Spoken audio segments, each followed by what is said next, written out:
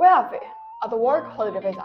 Pasti udah banyak yang tahu kan, informasinya ada di mana-mana dan juga banyak orang Indonesia yang udah berangkat ke Australia untuk WHV ini. Tapi banyak yang kurang tahu, gimana kalau WHV-nya sudah mau expire? Apakah harus pulang atau mungkin bisa di-extend? Welcome to Aussie Talk, kita bahas sekarang. Jadi aku jelasin sedikit lagi. WHV atau Work Holiday Visa adalah visa yang diberikan pemerintah Australia kepada warga negara asing untuk mau bekerja sambil liburan di Australia. Di mana untuk kelasnya itu 417 dan 462. Biasanya 462 untuk warga Indonesia. Bukaan WHV untuk di Indonesia itu biasa di bulan Oktober, di mana bukaan yang dimaksud adalah SDU WHV-nya atau surat dukungan untuk WHV yang diberikan langsung dari Dijen Imigrasi Republik Indonesia untuk 5.000 pendaftar WHV yang beruntung. Jadi dari sekian banyak pendaftar WHV dari Indonesia yang mau ke Australia untuk work and holiday, yang bisa berangkat per tahunnya itu cuma 5.000 orang.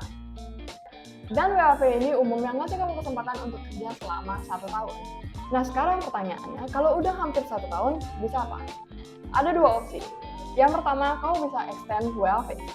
Jadi berdasarkan IMI Home Affairs Australia, kamu bisa extend WHV kamu sampai 2 kali. Jadi total tahun yang bisa kamu tempuh untuk WHV di Australia itu ada 3 tahun. Jadi untuk WHV pertama, kamu wajib stay dan bekerja di Australia selama 1 tahun, mengerjakan 3 bulan pekerjaan spesifik yang udah dispesify oleh pihak IMI Home Affairs Australia, yang mana salah satunya itu peternakan mutiara di Northern Australia.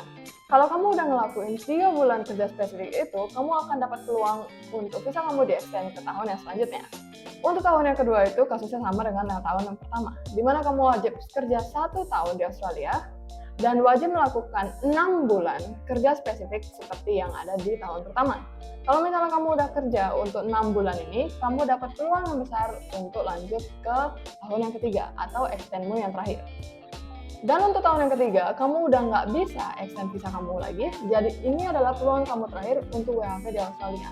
Pastikan kamu kerja dan stay di Australia selama 1 tahun, kunjungi Australia sering mungkin karena kamu mungkin harus pulang setelah ini. Jadi perlu diingat ya, untuk setiap kali pembuatan WHV termasuk extendnya juga itu ada biayanya. Nggak cuma buat di awal lalu extend yang kedua dan ketiga itu gratis, tetap ada biayanya. Untuk pembuatan pertama itu kamu akan diberi harga $840 dan pembuatan yang kedua dan ketiga itu akan diberi harga $1.000 per harga 1 Juli 2026. Itu tadi opsi extend WHV sampai tahun ketiga. Seperti yang aku bilang tadi, mungkin kamu akan pulang. Karena kemungkinan selanjutnya adalah kamu bisa lanjut di Australia dengan menggunakan student visa.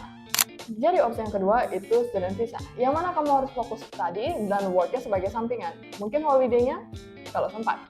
Ada sedikit note, karena sebelumnya udah pernah WHV, jadi ada baiknya untuk memilih course di student visa ini berkaitan dengan pekerjaan yang sudah pernah dilakukan di WHV-nya, supaya GS-nya juga sesuai. Jadi berdasarkan IMI Home Affairs Australia, tetap pilih course yang sesuai, mendapatkan COE dari instansi yang dipilih setelah melakukan pembayaran, membuat OSHC untuk asuransi kesehatan pribadi, membuat GS untuk meyakini pihak imigrasi, bukti bahasa Inggris, dan siapkan uang untuk kebutuhan pribadi di Australia. Tapi kalau misalnya student visa yang ditolak, gimana caranya? Bridging visa yang sementara itu bakal expired 28-35 hari. WHV kamu yang sebelumnya nggak bisa ngelindungi kamu untuk stay atau kerja di Australia.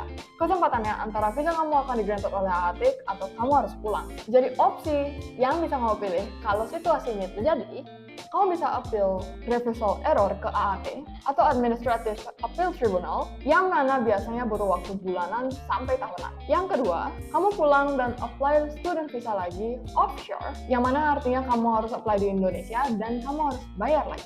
Yang ketiga, kamu bisa konsultasi ke konsultan migrasi, di mana kamu bisa verifikasi agent melalui Office of Immigration Agent Registration Authorities atau MARA. Mungkin dengan student visa itu bakal ribet kalau visa kamu ditolak.